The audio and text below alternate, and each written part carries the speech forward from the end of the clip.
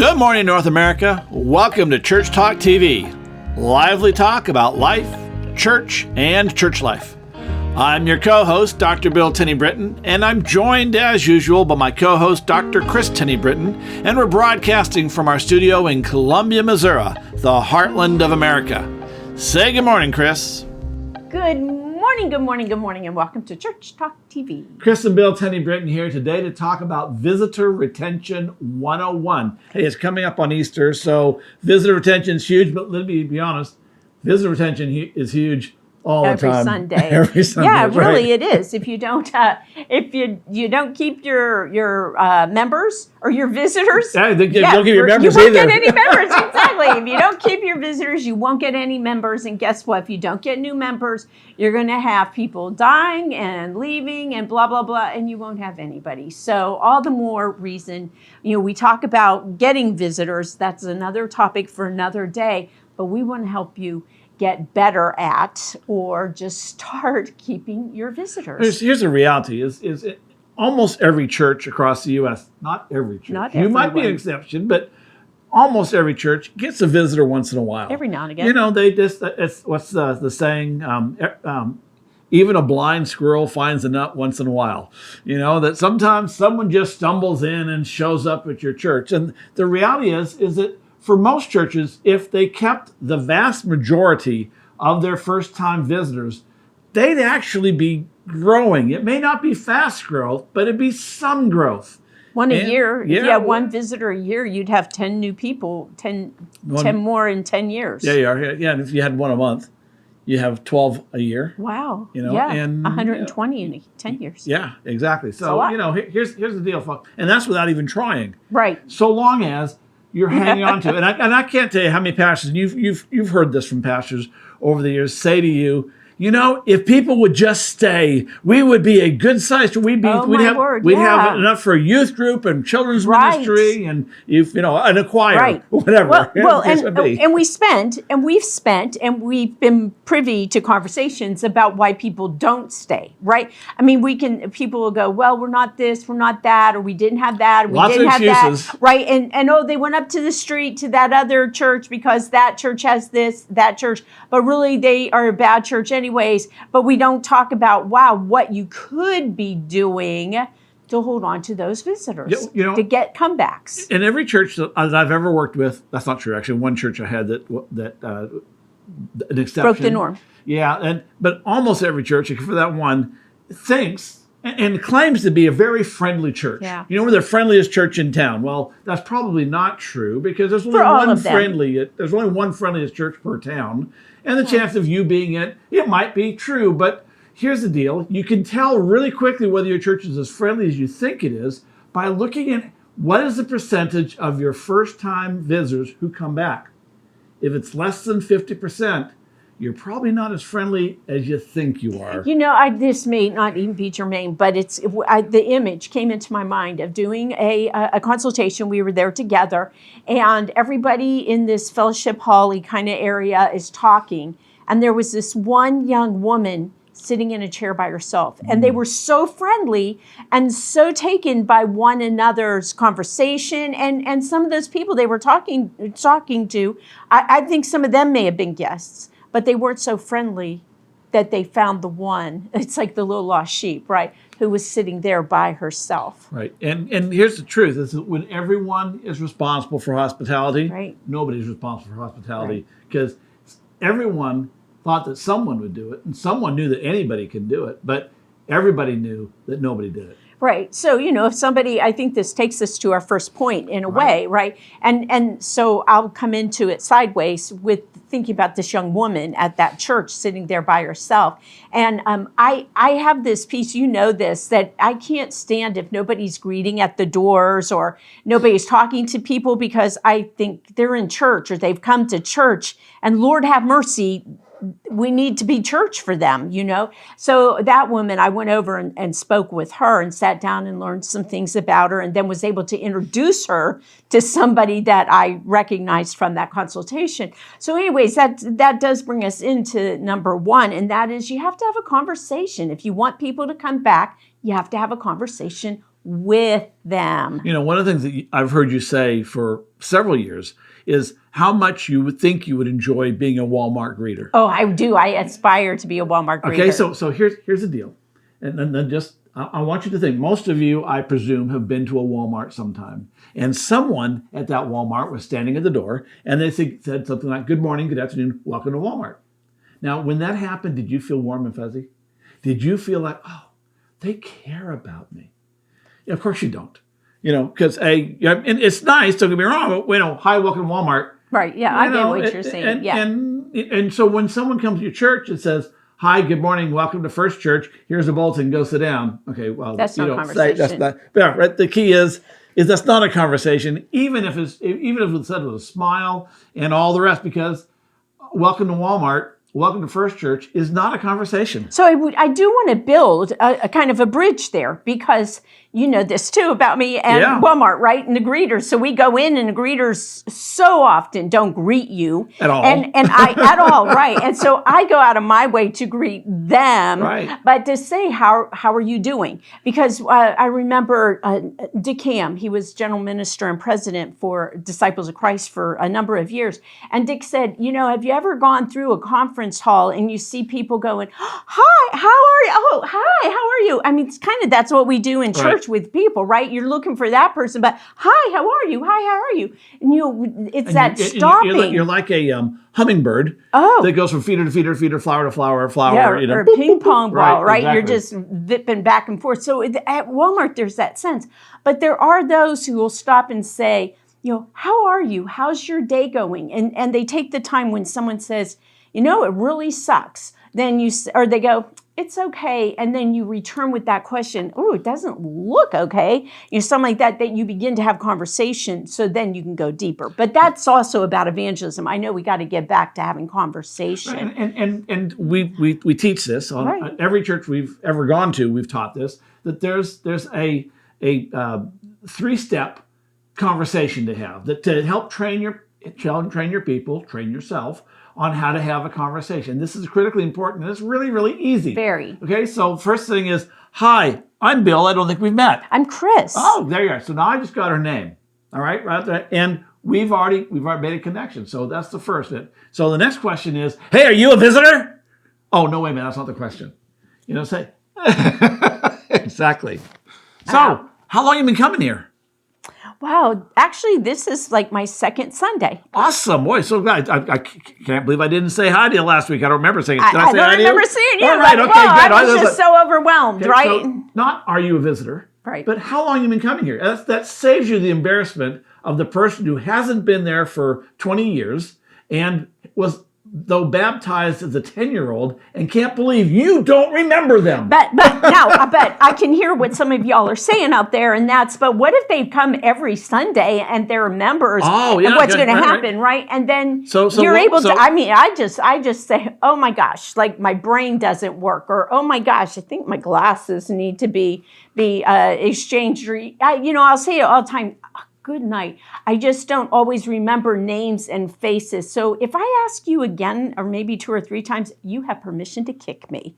But I try. I don't blow it off, but I try. I don't know. That's because I hate you just got their name, so that's not working. Right. Okay. You just got their name. But then I'm able to say, oh my gosh, I didn't remember that. Or sometimes I play. We've met like lots of times, and it's like, whoa, I wonder where I was. Thank you for jogging my memory. Yeah. And so if you think you've seen them before and you don't remember the name, same thing. Hi, I'm Bill. I can't remember your name. Yes. I know we've met. And that works really well. And they didn't remember your name until you said, hi, I'm Bill, or whatever. Oh, I had a kid ask me that today, or I asked him, he was going down the street, and I said, I see you all the time, but I can't remember your name. And he looks and he goes, oh, I'm Carlos. And I said, hi, Carlos. It's so good to learn your name or be reminded of your name. And he goes, yeah, could you remind me of yours? And I said, instead of saying Dr. TB, I said, Kris. I said, wait, that's not who I am. Yeah.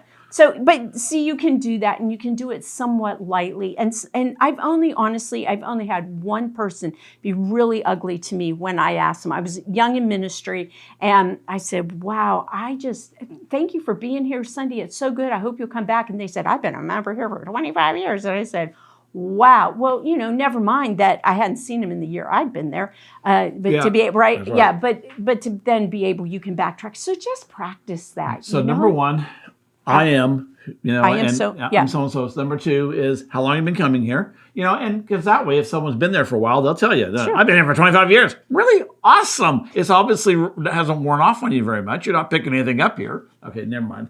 The third question, or the third part of the 3-part waltz, I call it, and that is, so what keeps you busy during the week? And you ask that question instead of what do you do for a living, because we live in a world where sometimes people are unemployed for extended periods of time, and it is emasculating to it's just embarrassing sometimes. Mm-hmm. And so this allows them to say what they do for a living, or say, hey, I work at McDonald's, but what I really love is I take my kids to every soccer game in town, whatever. You might find out what their passion is. So have a conversation. Here's the deal.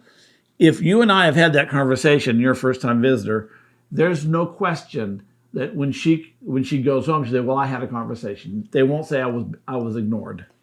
And I'll remember your name. Maybe. From the church, but from the church point, right? For someone, if I have that kind of a conversation with somebody, I'm going to remember their name. Okay, right. And, yeah. Well, it was Bill who had that conversation with me, or and whatever. If you have trouble with that, because I can too, write it down as soon as you get somewhere. Write it down, or give yourself a voice note, or send yourself. I do that a lot. Send myself a text so I have it right there for me. All right, so that's number one. So number two is you got to get contact information. Here's the deal, folks: is the number one reason the first-time visitors don't come back is because of poor hospitality. Okay, that's the number one reason.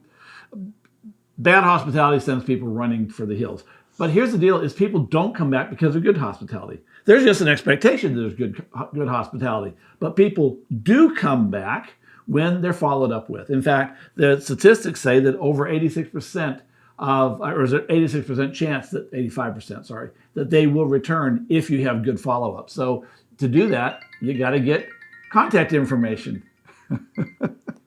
Well, okay, so sometimes the phones go off even when you're, where were we? We're talking about I put my phone away, but the watch. Apple Watch. Yeah, they are. So here's the deal: you got to get their contact information so you can follow up. And so how do you do that? Number one, pew pads don't work. And guest books don't work. What works is connection cards or contact cards or something like that have a prayer part on the back and good information on the front. That's the first bit. Go ahead. You got to get it into their hands, though. I'm sorry. If you are still using a bulletin or some kind of a worship folder or something. Or you're sticking it into the back of the pews and the pew racks. Or the chairs or something. No. And no, you've got to put it into their hands.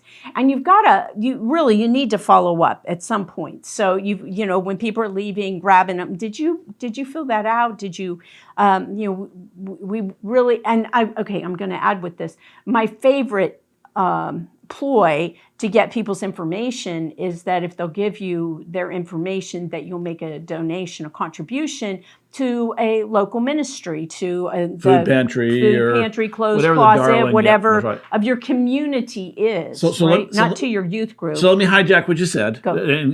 So get them in their hands. Right. Absolutely. And then make a big deal of them during the service. In fact, what I tell... Not of the people, but of the... No, of the cards, right. Right, So I even tell, I work with pastors and churches about having a good flow of worship.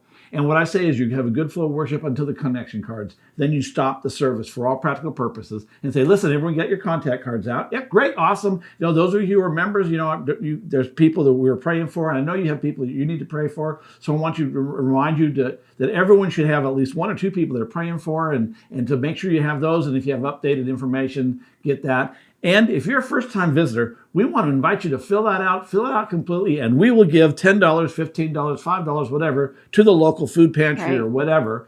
And I can tell you, I know a pastor who is getting 100% of his contact cards filled out every single week by every single person. You know how he does it? Every month, they have a door prize. They get a basket of goodies and they put it up front so everyone can see it. And they say, at the end of the month, everyone who's filled out a connection card, after we've got the information, we drop them into our bucket, whatever, and we draw one out every month. So you have an opportunity to get this gorgeous basket. He gets 100%. I love that. That's a smart deal. Well, I love that. When we're off air, I need you to tell me who that is. That's just amazing. Anyway, it is amazing. Okay. So get the contact information so that you can follow up. You've got to follow up. And just that first week on Sunday, you visit them. Pastor, you visit them. If you've been doing ministry for any amount of time, you were taught a number of years ago, you need to do the follow-up visit that Sunday or Monday, and it needs to be somebody from the church. We taught that stuff. Right. We taught it. Absolutely. But it changed about 15 years ago. 15 years ago. So if you've been in ministry for a long time or someone's taught you their bad habits. Or you've been following us for a long time. Or you've been trying a lot of excuses, you need to be the one who does it. It says, wow, we noticed you and this matters to us. You matter to us. I've taken the time out of my busy afternoon. So you do a follow-up visit. It's just stop by, drop by. You don't go in the house. You say, hi, glad you're here, and you leave something of note for them. We've done that episode, I think, before. We'll follow up and do another one about what that visit looks like. On Monday, you send them a personal note, written. Not this way. No, a handwritten note. That's right. Tuesday, make sure they get the newsletter or whatever means of communication that you use there in your church. On Thursday, send them an introductory email. That's a long email that says, hey, this is who we are. This is our ministry. This is what we're about. Here's our staff. Here's the things that are going on. And you write this one time and you save it so that you can reuse it. The reality is no one is going to read that at the first time they get it. Right. They'll save it.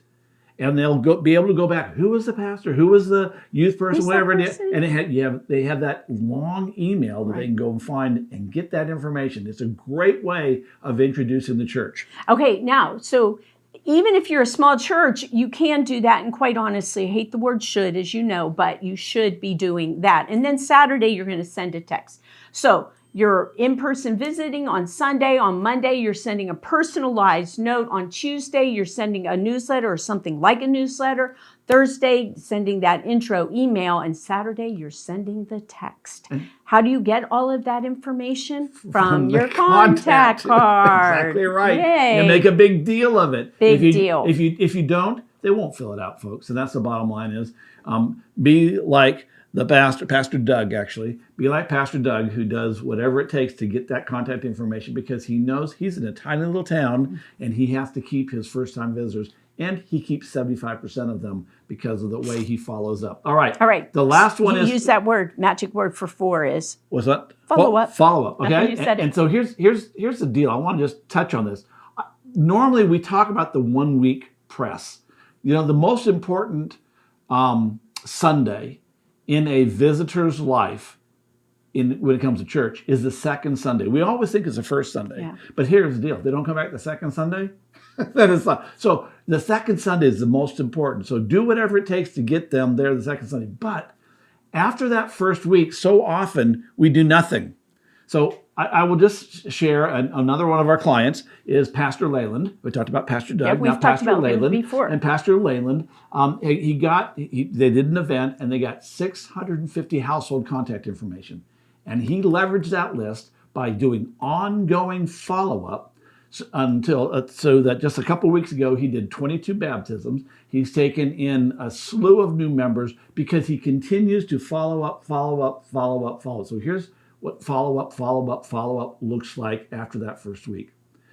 Every time you have a new sermon series coming up, you make sure you let everyone on your list know that that's coming up. You tell them about what are the benefits, what are they going to get out of this by coming to it. You're going to learn how to have a stronger marriage. You're going to learn how to have better behaved kids, or you're going to learn how to find the meaning for life when you have an empty nest. I want to bring this back again, that we're talking personalized, letting them know, right? I mean, preferably even a handwritten note or a card or something, but it's not using just Facebook. It's not just doing a Twitter or whatever tweet. Right. It's really It's showing there. up in their It's inbox saying, or a text somewhere. Right, somewhere. Right. Okay. Okay. And so all right, go. For every sermon series, for every event you have going on, Yeah.